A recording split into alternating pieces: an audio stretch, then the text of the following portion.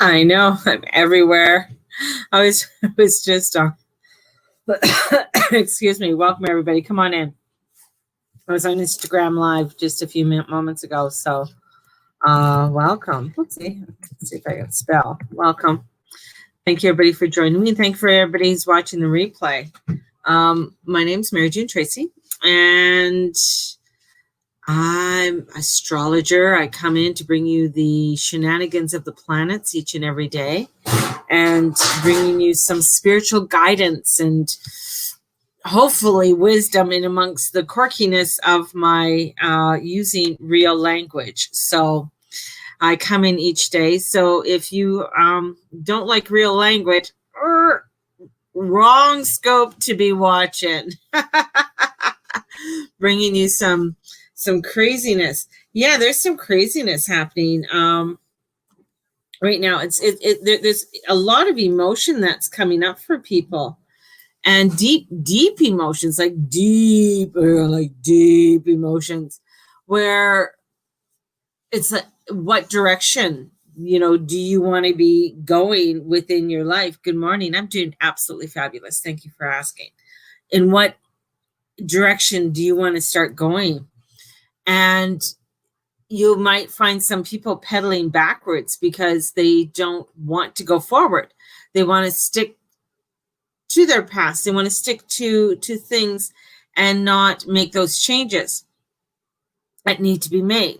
So they might be hanging on to ideas. They might be, or even out of fear, because fear is funny, because even when you're starting something, let's say you're ending a relationship, or you're moving to a new city, or you're moving to a new job, and the thoughts that go through your head is like, oh my goodness, I'm never going to meet another person. This is, so they hang on to that relationship because the thought in their head is that, oh, I'll never meet another person. This is the only person that I'm supposed to meet. And I just got to make it work. Or where you're going off to a new job, it's like, oh my God, I don't want to fuck up. I'm just such a fuck up. And, no one's going to like me. It's going to be like the last job I had, where, so we bring up all of these fears. And I think, with this energy that's coming in, it's hitting us, right? So we got that Mars and Neptune coming in. Mars and Neptune. So you got to think of, what is Neptune? What is Neptune? Neptune is the Lord of the Sea. He is Poseidon. He is the guy who brings you into this craziness, and the ruler of Pisces. And being the ruler of Pisces is that connection to the divine, to God, to that energy that is above us, to that energy, that connection. We know it's there. And here comes Mars, a bat out of hell, because he's moving so fast, banging into him, not literally, but figuratively, and saying, come on, what are you doing? What do we need to do? And this is where this energy is starting to come in. This is where it's starting to start looking in, and it's regurgitating a lot of renewal. It's regurgitating a lot of things within inside of ourselves, and it could bring up some past traumas. It could be bringing up some past fatigue, stress, things that we have not really dealt with, or that we keep on pushing into the closet. So this is, the closet's like pushing open. All of this energy is coming in. And with that, even with that, and, with Mars going, or Mercury's going to be going retrograde in Cancer. So it's all of this like, get out in nature, go for a walk, get by water, breathe, journal, come into stillness, slow down. Where is it that you need to slow down? Do something. And I was even, with my intuitive shaman group, and I wrote this today. It's like, take 15 minutes to slow down. Where do you need to slow down? You could slow down with your eating. You could slow down with your breathing. There's places where you can slow down, Begin to find that. Sit in stillness and just do nothing. That could be the hardest thing to do. Do nothing. Turn off the TV. Just go outside, sit in the backyard, sit by a creek, go into nature, find a park, and do nothing. Take your car, park somewhere. If you're unable to get into the parks, if you're unable to get into places, this is where it's saying, it's telling me, it's like, okay, then take a car, park somewhere and just sit. And just allow yourself to be in that stillness. And let go. That's allowing for the energies of the divine, energies of that beautiful substance of the goddess to come through, and the god, to bring in that balance, to bring in that quirkiness. And that's where we need to start looking at. That's what I think that we need to start doing. And, for me, and I said this morning, because I know a few of you are here with me now, but this morning I started my, well, we'll see. I did it today. And did this morning. So, just starting to have a new way of living. And what I have found personally for myself, where I'm not having coffee every day. Sometimes in the afternoon, I'll have a cup of coffee, just because I'm up so early, and then I just need that extra pick me up. And so that will give me, coffee will give me the zinger. I know that there's, people are like, I have these pills and they're just like, oh, they'll give you this energy. I'm just like, no, they don't. They don't give me what a cup of coffee is going to give me. Doing my cacao ceremony every morning. So I do this, and I just ordered some new ones. I ordered another package of this one and another one with mushrooms. So having mushrooms, not psychedelic mushrooms, but medicinal mushrooms. So I ordered a pack of each. So I have this, and then I have another thing of cacao that I'm going to be using. So I've been doing my cacao ceremony and bringing that in. That has been, wow, that's really coming into stillness and coming into a place where bringing in peace. So doing the ceremonial cacao has been really a fabulous, journey for me so far. And I was going to do it up to the summer solstice. And then I've joined a cacao ceremony in the afternoon that I will be with people from all over the world. So that's going to be something cool. And, for the summer solstice. So I know there's things that are changing. Information's coming into me for doing things differently when it comes to my business. So I've always wanted to change things up there. And it's been a scary thing, to change. So, keep on doing, you're a psychic medium. And you got to do that because you're really good at it. And I'm like, yeah, I know I am. I'm a damn fucking good psychic and a medium. But things are changing and transforming for me to create something different, to create something that is better. And sometimes creating something that's better means that I have to go through the growing pains of it. And this is more where I feel it'll be more into the fall and into 2021. So it's not that I'm stopping completely and not, see, I still have pick a price for my readings. And I have my divination groups and stuff like that. I have all of that that I'm still teaching. I'm still doing that because it's still very a part of me, and bringing in the mystical and the magical. I really love that part.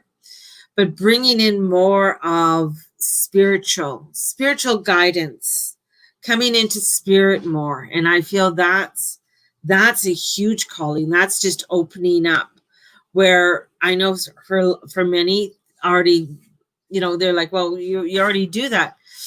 To me, it's like I want to dive even deeper. Like, there's just a calling into this deepness of spiritual ceremony to bring in with the goddess energy. So bringing in the divine Virgin Mary, bringing in, the goddess Brigitte, and bringing in more of this feminine energy within what I do, and bringing that into a teaching, somehow teaching. And I'm not sure how it is.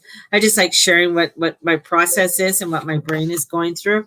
So, but having that coming through.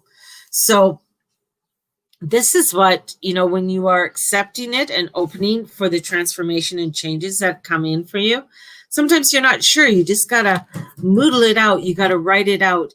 And, this year has been, where if you did a vision board, maybe some of the visions aren't coming forward because this has been a year of transformation and transitioning in so many ways, where you thought, well, I was going to go this way. And Spirit has said, no, that's not where you are to be. You got to stay where you are. Or you felt like, well, I have to, this is what I want to do. And I'm going to do this great big retreat and everything else. And Spirit said, no, we're not doing that this year. You're going to have to hold off on it. You're going to have to reformulate it. And it's got to come in a different way.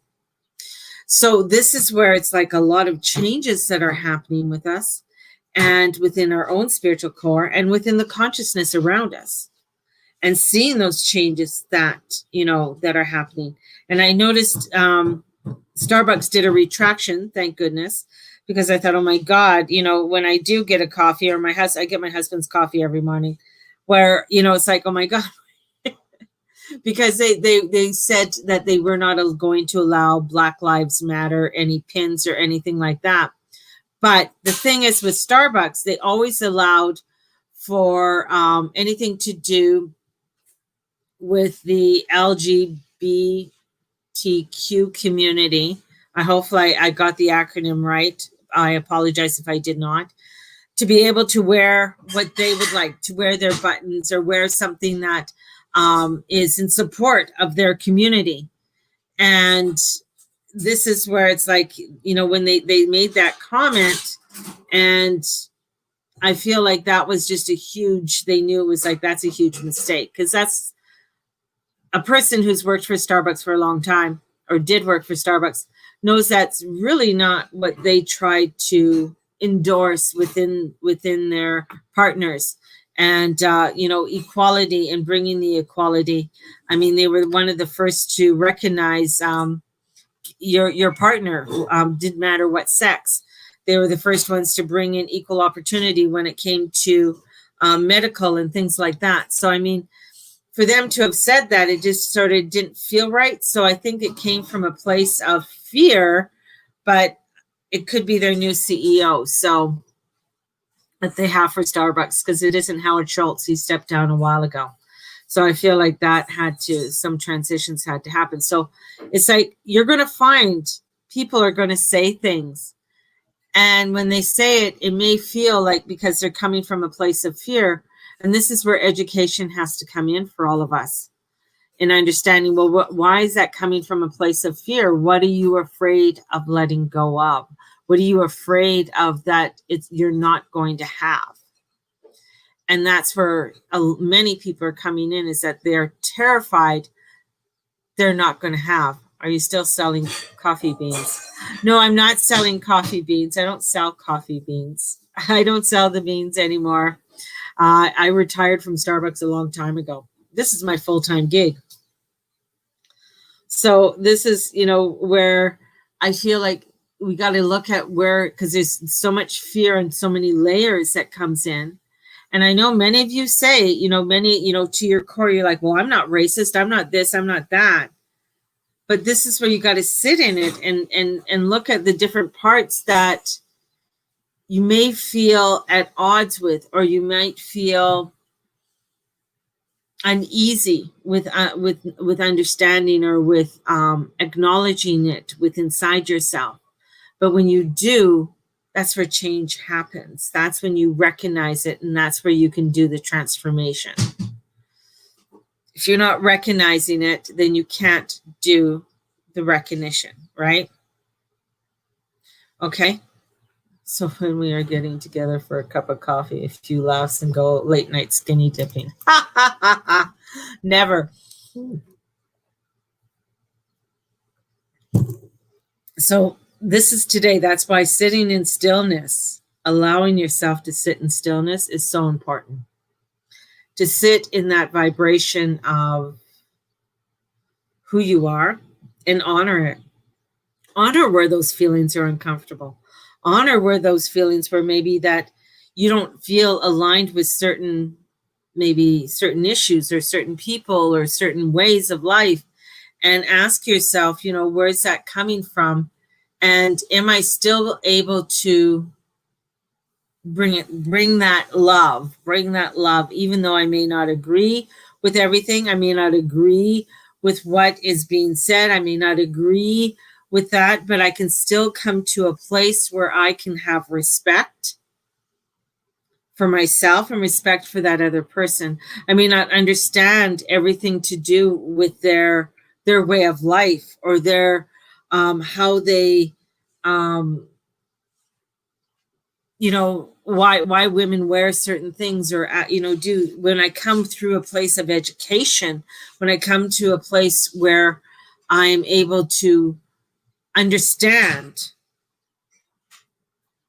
without judgment, because when you judge somebody else, you're judging self too, then I can bring in the transformation and changes.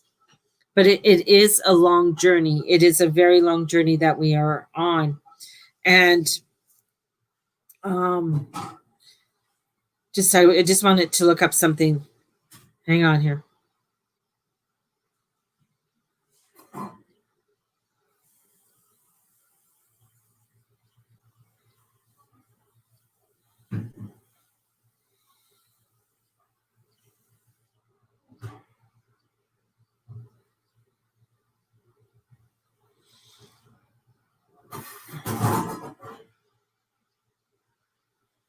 So the Pluto went into, and I just wanted to look into, the last time Pluto was in Capricorn and transiting in Capricorn was in 1762 to 1777, was during the American Revolution and the onset of the Industrial Revolution, which brought about massive upheaval in society. So that was the last time Pluto was in Capricorn. Pluto entered Capricorn in 2008. In 2007, he was just ending his stay in Sagittarius and meeting up with Jupiter. So 2007 was the time there's a lot of openness, and we wanted to move, and we wanted to change, and we wanted, there's a lot of transformation and change when he was in Sagittarius. And as when he's coming into this energy, when he's coming into this transformation, this is